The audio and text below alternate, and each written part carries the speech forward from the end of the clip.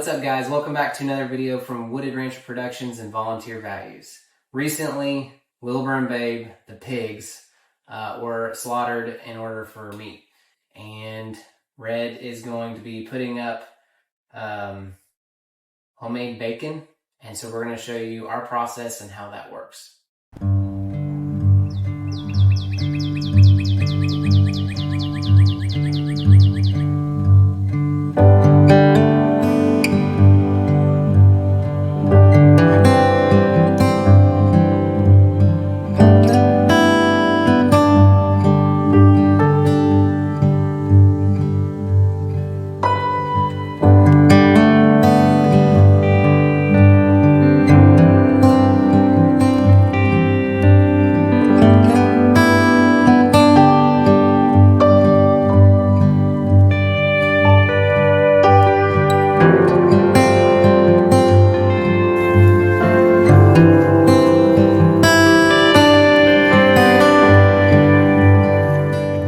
So Red is going to explain what you need in order to do this at home. It's not really a super difficult process. We're learning as we go, but take it away, Red. What do we need? Yeah, so this really is not a overly complicated process. It can be if you make it, but it doesn't have to be. It is literally just letting salt and sugar do its work. We've processed our own bacon before. We've made our own homemade bacon. And the processor, we asked them if they would just keep the slabs whole and not slice them like they usually do. And so they accommodated us on that. And so what we're going to do is we're going to take these slabs and we are going to cut them in half and cure them. And that takes about a week. It's just a process of basically salt and sugar and 7 days in the refrigerator. And then normally what we've done is we have followed that same process, but then I have thrown it in the smoker and smoked it until I think it's 150 something degrees internal temperature, and then you can process it. So this method that we're about to do today is different. It's just skipping the smoking process, but we've heard a lot of good reviews about it, and so we're just wanting to give it a try. So the cut of meat is what, the pork belly? It's the pork belly. Okay, because some people, myself included, take bacon for granted and you don't know exactly what you're eating, but it's the belly of the pig. And these pigs were killed when? We took them to the butcher last Friday, and then they killed them Friday, and then they had the meat back to us on Tuesday. So we've had the meat for 4 days. So this has been in the refrigerator, but I'm sure it was frozen? No. Okay. So you can process, so you can still process your own bacon even if you freeze it, but we just prefer not to freeze it, then have to thaw it out, and it just kind of takes away some of the, I don't want to say freshness, but sure. But it's been packaged and it's not going to hurt anything. Okay. But in some cases, depending on your climate of where you live, after you do this curing process, you can leave your slabs of bacon after they've been cured. Is you can actually leave them out and not have to refrigerate. But that really does depend on the climate you live in. If you live in a really dry climate like low humidity, if it's the wintertime, then we know folks that just leave it hanging in their kitchen off meat hooks. But unfortunately, we can't do that here because even in our wintertime, we still get days that are 70 degrees and humidity is somewhat high. But joys of East Tennessee. The joke is if you don't like the weather, stick around for a few days, it'll change. It'll change for sure. Walk us through the process so we can get this back to the Can you grab one? If you've not ever seen a pork belly, it is something to behold. So this is off one pig, and there are two of these. There's another one down here in the box. But the pork belly is also attached to the short ribs on a pig. That looks like Wilbur. Actually, turn it around. No, it's Babe. Is it? Babe had it stitched to him. He always was laying in his own muck. So that's the skin side, but the skin is not on there anymore. I did have them take the skin off. But you can do this one or two ways. You can leave the skin on, or you can take the skin off. A lot of people like the skin method, but we just prefer not to. But we have been talking about doing it next time with just leaving skin on, which is basically just scraping all the hair off and then cleaning it, and that whole. I just prefer the skin off as my preferred method. When you raise your own pigs or beef or whatever, you see what they do on a daily basis, and there are some things that you just like, nope, we're good. I'm good. I'll pass. And that's salt we got. That kind of salt. Let's just go ahead and get rid of this whole box.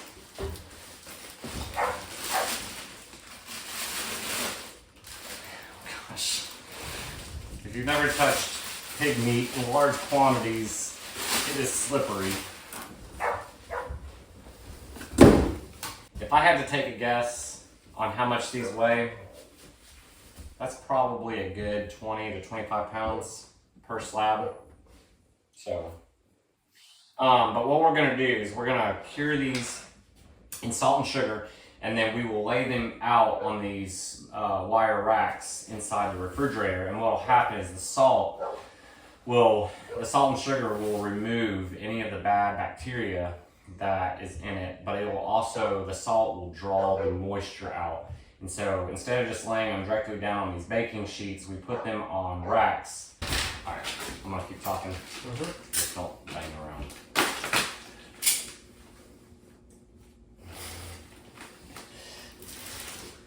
So one thing why John mixes our batch of salt and sugar, we just do a 50-50 mix. We do, per 1 cup of salt, we do 1 cup of sugar. And on the salt, it is important that you don't do, you can't just use any type of salt. It's gotta be a salt that can be used in a curing. And we like pink Himalayan salt. That's the salt that we use for this. But as far as the coarse of salt, this is where it gets kind of important, where you don't use too fine of a coarse. I think the different courses are fine, medium, and large. And we go in we fall right in the middle of the medium. So if you use too fine of a grain of salt, then you run the risk of your meat becoming too salty. But if you do too large of a course of salt, then you run the risk of your salt not penetrating into some of these hard to get areas, and it not getting enough salt down in the meat, and it just not curing properly.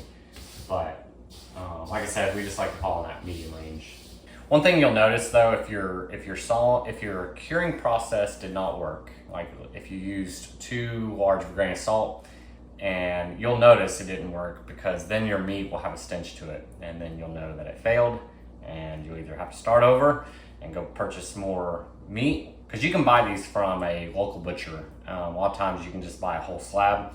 They're probably not this large, because these are a little larger than normal, because our pigs were, one of them was over 500 pounds and one of them was close to it. But I think the average weight, the sweet spot people like to say, is about 300 to 350 pounds per pig. But we just let ours get a little bit bigger, which is fine. It doesn't really affect anything. But all I have to say, you will notice if your curing process didn't work, it'll stink. So I'm gonna just cut this slab in half, because it makes it more manageable. And it does, on pork especially, it does help if your meat is cold, because it cuts a lot easier and it's easier to handle.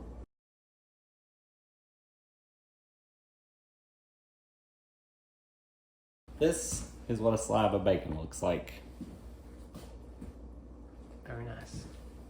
But when you go to cut your bacon, so after once everything is cured, what we'll do is when we go to slice this, before we put it in vacuum seal bags and then throw it in the freezer, when you cut, you want to make sure that you cut against the grain of the meat, not with it, because then your bacon won't turn out right.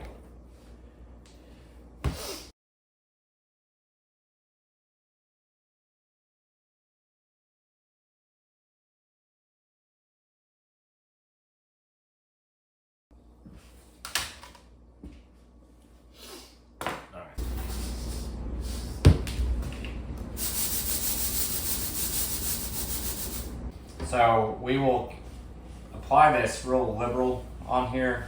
And it's also real important to make sure before you do this, that you check to make sure you don't have any flaps of meat that you can't get salt up under. The butcher did a pretty good job on making sure this is kind of a flat cut. Don't worry about over salting it. If you use the right course of salt, then you should be good. Because what I'm gonna do here in a second is I'm gonna turn this thing up on its end, and anything that falls off is fine, and whatever sticks to it will be the right amount. But you just want to coat top, the sides, like you just want to get a good healthy amount on there, and just kind of poke around on the edges to make sure that you don't have any places that are missing, because the sides are kind of hard to apply to. But if you get a good pile kind of going under it, you just kind of sweep it around on a tray, you can kind of scoop it back up on it and it'll stick. Now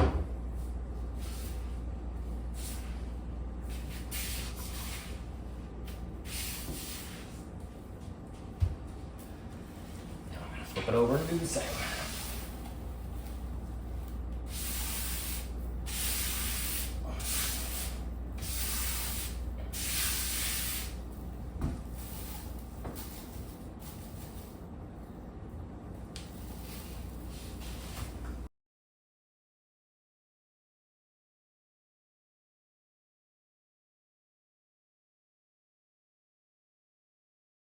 So now that we've got that done, we're gonna finish the other three, and then we'll talk some more after we're done.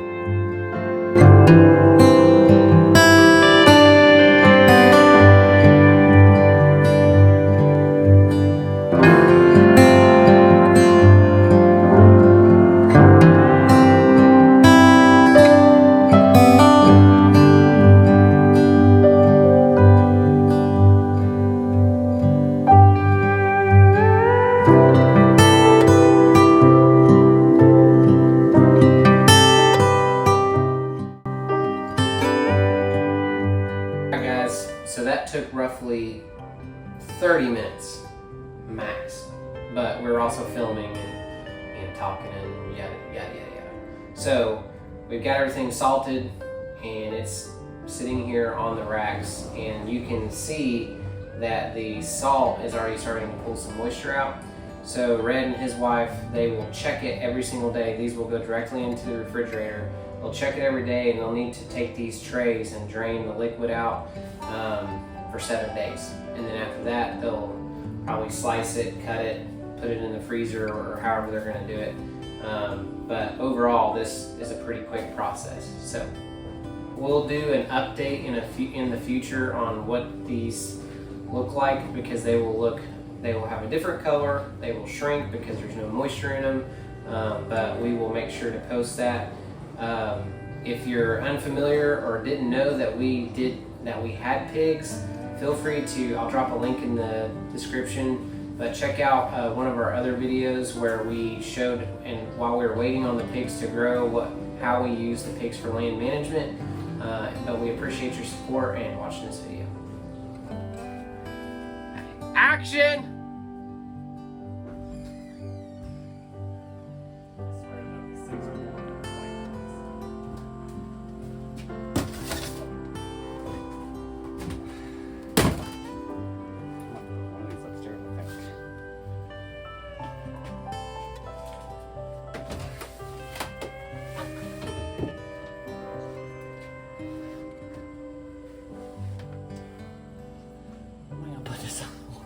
I thought you were about to lick it, so I was about to do the same thing. Yeah, I'm not licking raw pork. It's like, I want you to know. You remember what I told T-Man? You ever had swine flu? I ain't trying to get it. I have eaten raw bacon before on a dare. Yeah. Slimy. It was different. I remember when we were little or younger, and we were doing, what's that thing where you cook the meat on a skewer in the oil? Oh, fondue. Fondue, where we were doing fondue, and it was steak, but you like sliced up some steak, and somebody dared you to eat it, so you ate it, and then one of the other siblings told mom and dad, and you got in trouble. I have a thing of eating raw meat. Yeah. I've forgotten all about that. I don't do it very often, but when I do, I make it count. But I've never gotten sick from it, but I don't make it a daily habit. Just only when I was younger and I got dared.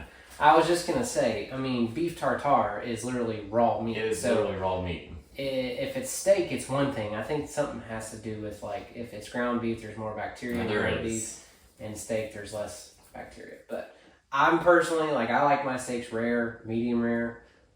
You know, the wife is like a well done kind of gal. She does not. She's an A1 sauce with her steak. Not quite, but she is not down with any red or blood. Like not me, man. Cut its horns off, wipe its rear, throw it on my plate. Yeah, I mean, I prefer bath. Maybe a little bit of a blowtorch seal.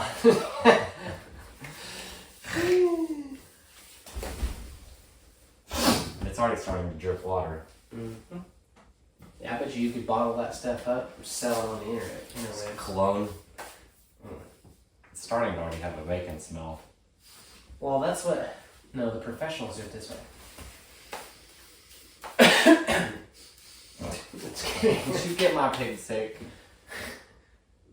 I will say, when we took these guys to the butcher, as soon as they opened the trailer door, there were three guys unloading, and all three of them said, "Wow, these are some of the best looking pigs that we have seen in a long time." And I thought maybe they're just saying this, but then the lady came out of the cooler room, and then she saw the pigs, and she's like, "Wow, it has been a minute since we have seen these pigs." And she asked what we were doing, and like what we were doing to feed and what all they were consuming, and we just told her that we had been feeding them grain from a local grain company that has their own mixture of grain with higher proteins, and then we also were feeding them slop, and we also had them out in the woods, and so they were eating acorns and just all sorts of shrubbery, and they just kind of had full run. Now, I was worried that they maybe be tough. The meat might be tough just because of all the walking they were able to do. But I've actually been super impressed because this is the first time we've actually moved our pigs out into the woods. So, well, and T-Man. Oh man, that guy. He has, I think, led the charge in feeding the pigs.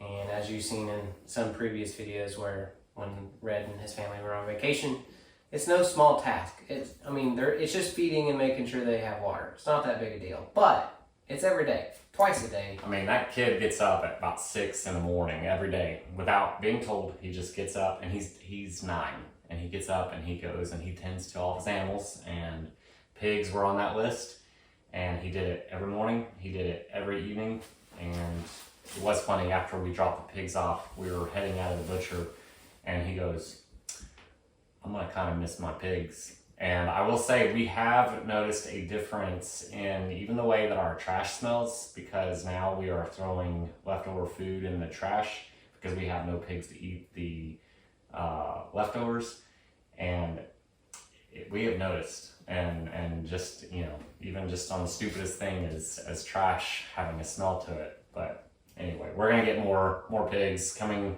in February. I am getting 10 to 12 piglets for feeder pigs.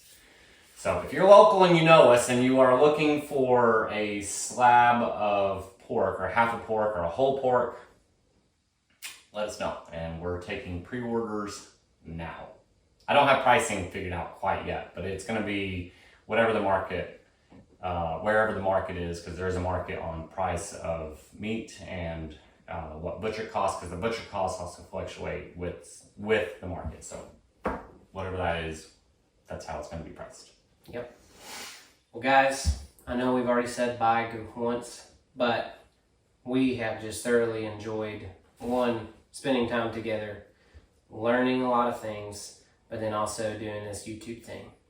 We're not making any money. We don't have any sponsors, although we're hopeful that someday in the future we will be making money and having some sponsors.